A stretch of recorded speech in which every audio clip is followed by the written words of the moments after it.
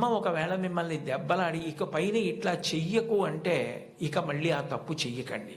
మీరు పిల్లలు కాబట్టి ఒకసారి చెయ్యొచ్చు ఎప్పుడైనా. కానీ పొరపాటు జరిగిన మీ అమ్మగారికి చెప్పండి, వద్దంటే మాత్రం చేయకండి. బహుశः కుటుంబం దగ్గరే నైతిక విలువలు మొదలవుతాయి. కుటుంబ విలువల గురించి ప్రస్తావన చెయ్యండి అని చెప్పి తన అనుభవంతో ఆయన నాకు సూచన చేయడానికి కారణం అదే అయి ఉంటుంది. తల్లి ఎంత గొప్పదో తండ్రి అంత గొప్పవాడు. తండ్రిని జీవితాంతం దైవంతో సమానంగా చూడాలి. పితృదేవోభవ, భగవంతుడే తండ్రి రూపంలో ఉన్నాడు. వేదంలో, యజుర్వేదంలో అష్టమానువాకంలో రుద్రాధ్యాయంలో అంటారు, నమ శంకరాయచ మయస్కరాయచ నమ శివాయచ శివతరాయచ అని. మన కంటికి కనపడని భగవంతుడు తండ్రి రూపంలో ఇంట్లో తిరుగుతున్నాడు. ఎప్పుడు బిడ్డ వృద్ధిలోకి రావాలని అహరహం కోరుకునేవాడు ఎవరైనా ఉంటే తండ్రి. తను ఎంత కష్టపడనివ్వండి, ఆయన బెంగపెట్టుకోడు. కానీ ఆయన కోరుకునేది ఒకటే, పుత్రాది చేత్ పరాజయం. తను ఎంత కీర్తి సంపాదించినా తనకన్నా కూడా కీర్తివంతుడు కొడుకై, ఈయన కన్నా ఈయన కొడుకు గొప్పవాడండి అనిపించుకొని కొడుకు చేతిలో ఓడిపోతాట తండ్రి ఆనందపడిపోతాట. అంటే తండ్రికి ఈ కొడుకు పట్ల ఎంత ప్రేమ ఉంటుందో చూడండి. ఈ సందర్భం వచ్చింది కాబట్టి మీకు ఒక విషయం మనవి చేస్తాను. నేను ఒకప్పుడు విశాఖపట్నంలో ధర్మసోపానాల మీద ప్రసంగాలు చేస్తున్నాను. ఆ రోజుల్లో విశాఖపట్నంలో ఉన్న పాఠశాలల్లో ఉన్న విద్యార్థులకి మా నాన్నగారు అన్న విషయం మీద మాట్లాడమని వ్యాసరచన పోటీ నిర్వహించారు. వ్యాసరచన పోటీ నిర్వహిస్తే కొన్ని వందల మంది పిల్లలు పాల్గొన్నారు. అందులో 10 పేపర్లు చిట్ట చివర సెలెక్ట్ చేసి నాకు పంపించారు. ఇందులో ఫస్ట్, సెకండ్, థర్డ్ ప్రైజులు నిర్ణయించమని. నేను పేర్లు చూస్తే ఒకవేళ నాకు ఏదైనా పక్షపాతం కలుగుతుందేమో, సుశీల అని కనపడింది అనుకోండి, తెల్లవారుజామునే మా అమ్మ గుర్తొచ్చి ఒక మార్క్ ఎక్కువ వేస్తానేమో అని నేను పేర్లు చూడకుండా పేపర్లు దిద్ది మార్కులు వేసేసి తర్వాత పేర్లు చూశాను. చూస్తే నేను ఫస్ట్ ప్రైజ్ ఇచ్చినటువంటి వ్యక్తి ఒక మహమ్మదీయ బాలిక. నేనేం మార్చలేదు సుమండి, అట్లాగే ఇచ్చేసాం. అప్పుడు ఆ బహుమతులు ఇస్తున్న సభకి అప్పుడు తిరుమల తిరుపతి దేవస్థానాలకి కార్యనిర్వహణాధికారి మాన్యులు శ్రీ ఎల్వి సుబ్రహ్మణ్యం గారు, ఆయన ముఖ్య అతిథిగా వచ్చారు. ఆయన ప్రైజ్ ఇస్తూ ఈ పిల్ల ఏం రాసింది మైక్లో చదివి వినిపించమనండి అన్నారు. అంటే ఆ పాప పేపర్ చదివింది. అందులో ఆమె ఏం రాసిందంటే, వాళ్ళ అమ్మగారు టీచరు, వాళ్ళ నాన్నగారు కూడా ఏదో ఉద్యోగం, ఆయనకి బ్లడ్ క్యాన్సర్ వచ్చింది, చూసుకోలేదు, ముదిరిపోయింది, 3 నెలల్లో చనిపోతారని చెప్పారు. ఆయన తన భార్య దగ్గరికి వెళ్ళి అడిగింది ఏంటంటే, ఈ 3 నెలలు నేను చనిపోతానన్న విషయం పిల్లలకి చెప్పద్దు, వాళ్ళు ఏడిస్తే నేను చూడలేను, నేను చనిపోయాక వాళ్ళు ఎటు ఏడుస్తారు, అప్పుడు నేను ఆపలేను, నేను బ్రతికుండగా వాళ్ళు ఏడవడం నేను చూడలేను, కాబట్టి నేను చనిపోతాను 3 నెలల్లో అన్న విషయాన్ని మాత్రం నా పిల్లలకి చెప్పద్దని రాత్రింబవళ్ళు హక్కున చేర్చుకొని మా భవిష్యత్తు కోసం ఇంకా కష్టపడి అంత జాగ్రత్తగా వ్యవస్థ చేసి 3 నెలల తర్వాత ఆయన మరణిస్తారని తెలిసి చిట్ట చివరి కాలంలో ముగ్గురిని దగ్గర పెట్టుకుని చెప్పకుండా అంత ప్రేమ చూపించి కన్నుల నీరు కారుస్తూ ముగ్గురి వంక గుడ్లు తిప్పుతూ ప్రాణం వదిలేశారు ఆయన. తండ్రి అంటే అది. అంతటి త్యాగశీలి మా నాన్న. ఇది నాకు తెలిసున్న తండ్రి. ఇంతకన్నా తండ్రి గురించి చెప్పడం నాకు రాదని రాసింది అమ్మాయి. ఆ అమ్మాయికి ఫస్ట్ ప్రైజ్ ఇచ్చాం. తండ్రి అంటే అంత గొప్పవాడు. మీకోసం ఏ త్యాగం చేయడానికైనా సిద్ధంగా ఉంటాడు.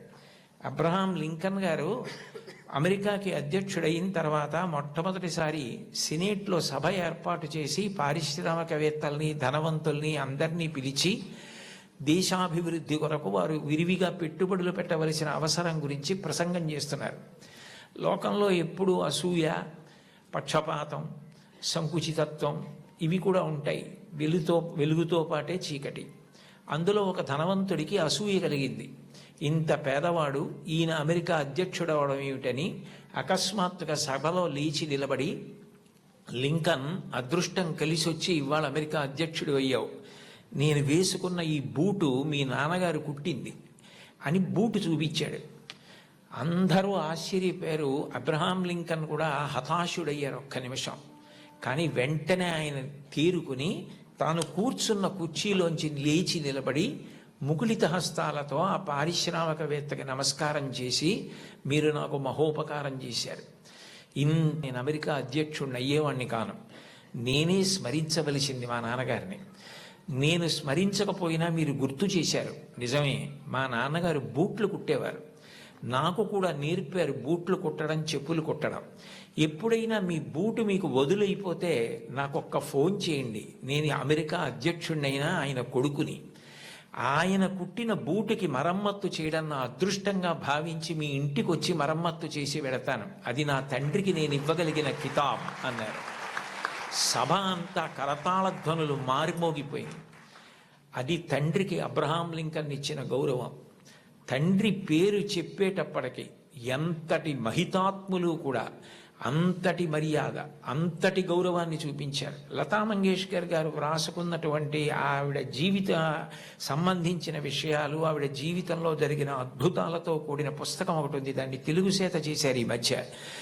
ఆ పుస్తకం మీరు చదివితే అందులో మీకు ఒక ఆశ్చర్యకరమైన సంఘటన కనపడుతుంది. ఆవిడ చాలా చిన్నతనంలోనే వాళ్ళ నాన్నగారు దీననాథ మంగేష్కర్ వారు ఆవిడికి హిందుస్థానీ సంగీతం నేర్పారు. తండ్రి గారి దగ్గరే నేర్చుకున్నారు సంగీతం. చాలా చిన్న పిల్లప్పుడే ఆవిడికి ప్రథమ బహుమతి వచ్చింది పిల్లల్లో. దిల్ రుబా అని సంగీత పరికరాన్ని ఆవిడికి ఆ రోజుల్లో బహుమానంగా ఇచ్చారు. ఆవిడ ఎంతో అపూర్వంగా తెచ్చి, పిల్లకి మొట్టమొదట వచ్చిన బహుమానం కాబట్టి ఇంట్లో పెట్టుకుని దాన్ని అత్యంత విలువగా చూస్తూ ఉండేవారు. ఒక రోజున ఇంట్లో ఎలక ప్రవేశించి బట్టలు అవి కొట్టేస్తోంది. ఆ ఎలక ఒక చోట నిలబడి కనపడింది. వాళ్ళ నాన్నగారు ఆ ఎలకని చంపుదామని చేతికి ఆ దిల్ రుబా అన్న వాద్య పరికరం దొరికితే అది తీసి ఎలకని కొట్టారు. ఆ ఎలక్కి దెబ్బ తగిలింది, పడిపోయింది. కానీ ఈ దిల్ రుబా అన్న సంగీత పరికరం విరిగిపోయింది. ఈ పిల్ల ఏడుపు మొదలుపెట్టింది. లతా మంగేష్కర్, నాకు వచ్చిన మొదటి బహుమతి ఈ పరికరం, మీరు విసిరేశారు ఎలక మీదకి, విరిగిపోయిందని. వాళ్ళ నాన్నగారి దగ్గరికి పిలిచి కౌగిలించుకొని ఆ పిల్లతో అన్నారు, చూడు, ఇట్లాంటి బహుమానాలు నీకు జీవితంలో పెద్ద పెద్ద ఇళ్ళు కట్టి పెట్టుకున్నా కూడా సరిపోనని వస్తాయి. బహుమానాల మీద నువ్వు ఆర్తిని పెంచుకోకు, నీలో ఉన్న కళ పెరగడానికి నువ్వు పరిశ్రమ చేయడం నిరంతరం చెయ్యి. నీ కళని పెంచుకోవడం మీద ఆర్తి నీకు నిలబడితే నీ వెంట ఇట్లాంటి బహుమానాలు పరుగులు పెడతాయన్నారు. భారతరత్న వచ్చిన తరువాత, పద్మ విభూషణ్ వచ్చిన తరువాత వాళ్ళ అమ్మగారు ఆహా అన్నప్పుడు ఆవిడ సభలో ఈ విషయం చెప్పారు. వాళ్ళ నాన్నగారిని గుర్తు చేసుకొని, మా నాన్నగారు చెప్పిన ఆ మాట నన్ను జీవితంలో నిలబెట్టిందని 2 సంఘటనలు చెప్పారు ఆవిడ. 2 అణాల నాణ్యం ఉండేది ఆ రోజుల్లో. ఆ 2 అణాల నాణ్యం, చల్లని నాణ్యం ఒకటి ఇంట్లో ఉంది, ఓ పక్కన పడేసి, ఓ పిల్లాడు నేను మారుస్తాను ఈ నాణ్యం అని దుకాణానికి పట్టుకెళ్ళి ఏదో వస్తువులు అడిగితే ఆ చిల్లర నాణ్యం చూసి ఆ సరుకులమ్మే వ్యక్తి ఇది చల్లని నాణ్యం అవతల పోవాలి పంపించేశాడు. లతా మంగేష్కర్ చిన్నపిల్ల గౌన్లు వేసుకొని తిరుగుతున్న రోజులు, నేను చూడు వెళ్ళి విజయం సాధించి సరుకులు పట్టుకొస్తానని పరిగెత్తికెళ్ళి గల్లా పెట్టెని ఉండేది, అది పెట్టే తెరవక్కర్లేదు, కన్న ఉండేది, అందులోంచి నాణ్యాలు పడేసేవారు పూర్వం. ఆమె వెళ్ళి ఇదిగో బేడ అంటే 2 అణాల నాణ్యం అనమాట, ఆ కన్నంలోంచి లోపల పడేసి కావలసిన వస్తువుల్ని తీసుకుని వచ్చేసింది ఇంటికి. వస్తువుని ఆ పిల్లాన్ని చూసి, చూడు నువ్వు వెళ్ళి చల్లని బేడతో ఏం తేలైపోయావు, నేను తెచ్చానంది. ఆ మాట విన్నారు. విని లోపల నుంచి బయటికి వచ్చి, దీననాథ్ మంగేష్కర్, నువ్వు నీ గొప్ప కాదు, నువ్వు నా కూతురువని మీ పెట్టెలో పడేశాను ఇవ్వండి అంటే తీసి చూడకుండా వస్తువులు ఇచ్చేశాడు. కానీ ఇవాళ సాయంకాలం ఆయన డబ్బులు లెక్క పెట్టుకుంటాడు. చల్లని బేడ దొరుకుతుంది, గుర్తు పట్టచ్చు పట్టకపోవచ్చు. నువ్వు ఇలా మోసం చేయడం ఈ వయస్సులో నేర్చుకుంటే నీ జీవితం ఎలా వృద్ధిలోకి వస్తుంది, నువ్వు ఎట్లా బాగుపడతావు? ఈసారికి నీకు చిన్నతనం కలిగితే కలిగింది, నీకు ఇంకొక బేడ ఇస్తాను, ఈ బేడ పట్టుకెళ్ళి నువ్వు ఆయనకి ఇచ్చేసి, అయ్యా నేను మిమ్మల్ని మోసం చేశాను, మీ గళ్ళాపెట్టెలో వేసింది సరి అయిన బేడ కాదు, నేను తప్పు చేశాను, ఇంకెప్పుడు ఇట్లాంటి పని చేయను, నా తండ్రికి అగౌరవం తేను, మా నాన్నగారికి ఈ విషయం తెలియదు, నన్ను మందలించి పంపారు అని చెప్పి వెళ్ళి ఇచ్చేసి వచ్చేసేయండి. ఆమె ఆ నాణ్యం పట్టుకెళ్ళి ఇచ్చేసి క్షమాపణ చెప్పి వచ్చేశారు. ఆ సంఘటన నా జీవితాంతం నాకు జ్ఞాపకం ఉండిపోయింది. ఆ పైన నా జీవితంలో నేను ఎప్పుడూ ఎవరిని మోసం చేయడానికి ఇష్టపడలేదు. మా నాన్నగారి ముఖం, ఆయన మాట గుర్తొచ్చింది అని చెప్పుకుందావిడ.